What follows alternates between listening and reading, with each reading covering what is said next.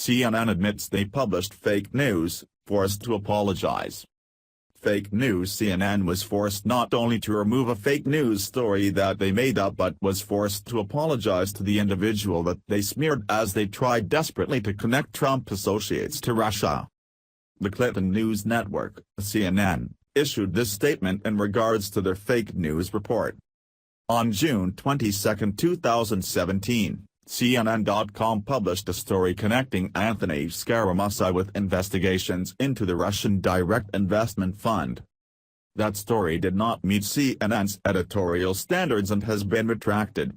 Links to the story have been disabled. CNN apologizes to Mr. Scaramucci.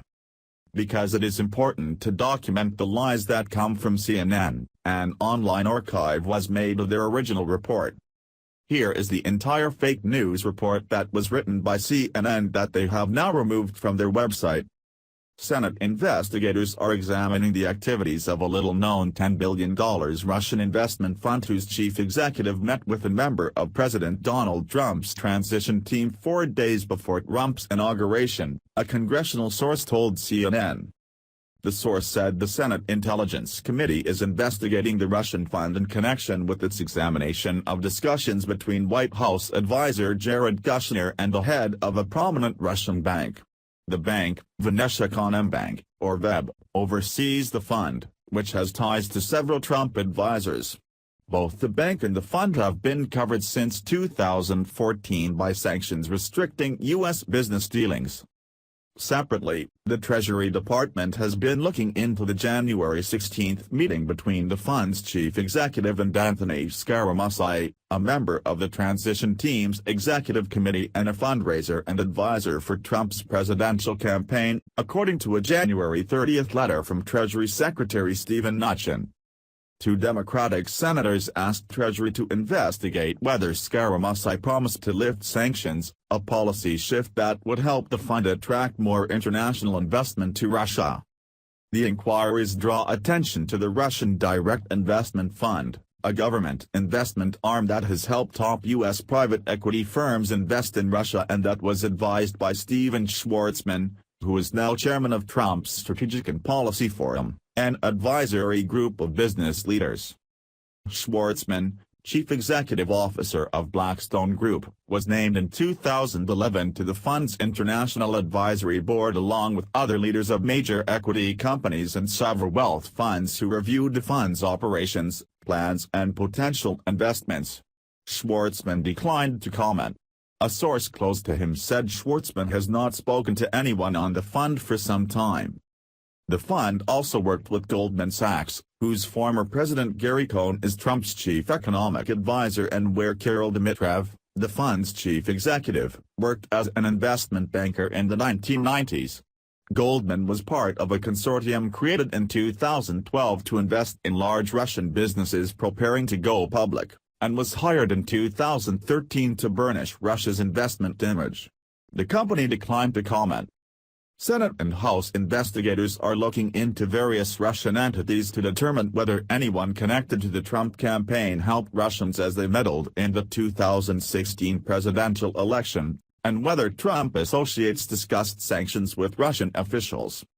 The congressional inquiries, along with the criminal investigation by special counsel Robert S. Mueller, have shadowed the Trump administration. Trump has denied any connection to Russia's election meddling, calling the criminal probe a witch hunt. Scaramucci, a billionaire founder of Skybridge Capital, minimized his January meeting with Dmitriev in the resort town of Davos, Switzerland, at the celebrated annual gathering of the World Economic Forum. Scaramucci had met Dmitriev at previous Davos meetings, although at the gathering in January, Scaramucci was expecting to be named White House liaison to the business community. Dmitriev came over to say hello in a restaurant, and I was cordial, Scaramucci said in a recent email to CNN. There is nothing there. The day after the meeting, Scaramucci told Bloomberg TV that he had as a private citizen been working with Dmitriev on bringing a delegation of executives to Russia. What I said to him last night, In my capacity inside the administration, I would certainly reach out to some people to help him, Scaramucci said before describing a thicket of ethical clearances he would face. The idea was many months ago to have more outreach with Russia but also other countries, not just Russia. China, other countries. Scaramucci's comments alarmed Democratic Senators Elizabeth Warren of Massachusetts and Ben Cardin of Maryland, who asked Scaramucci to investigate whether Scaramucci sought to facilitate prohibited transactions or promised to waive or lift sanctions against Russia. In a reply January 30, before he was sworn in, Scaramucci said he would ensure the appropriate department components assess whether further investigation of this matter is warranted. The Treasury Department did not respond to CNN requests for an update. A spokeswoman for the Russian fund said the two men did not discuss sanctions, and that the discussion itself did not violate sanctions that the U.S. imposed in 2014 after Russia annexed part of neighboring Ukraine. The spokeswoman declined to describe the conversation, saying, "We do not comment on private meetings." Since Trump's election, Dmitriev has been one of Russia's most vocal officials in calling for an end to U.S. sanctions and arguing that joint U.S.-Russia projects can create jobs in the United States. The fund hired two U.S. lobbying firms in September 2014, after sanctions were imposed, paying them a combined $150,000 over 2 months for public relations work. The fund has not hired any lobbyists since then. With a history of helping U.S. manufacturers and asset management companies invest in Russia, the fund is a logical starting point for Russia's push to lift U.S. sanctions, former State Department chief economist Rodney Ludima said.